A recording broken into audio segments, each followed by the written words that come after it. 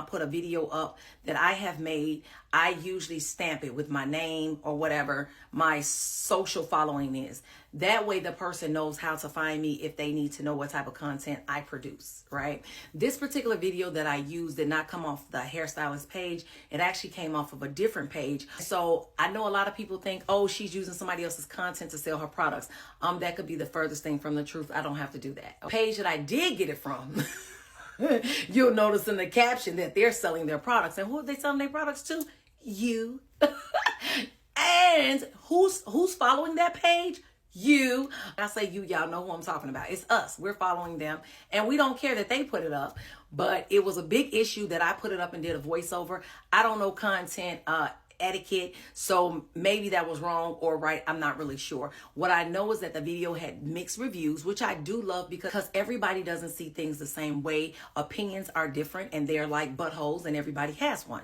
Now that we've gotten all of that out of the way, let me say this to the hairstylist.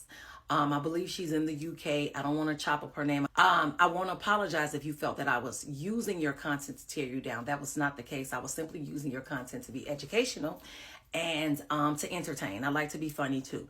And so some people found it funny, some people didn't. I mean, hey. But moving on to the seriousness of it all, I found your content because I saw some issues that I didn't agree with. Right.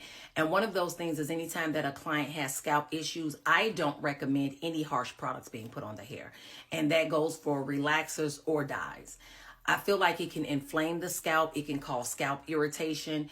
And so that's why I would say no to a client. And so while I understand that, you know, sometimes we have a consultations and some stylists don't have consultations, when a client wants something done and they already have scalp issues or whatever it is that's not good for their hair, and you gotta tell him no. You got to tell him no. I did.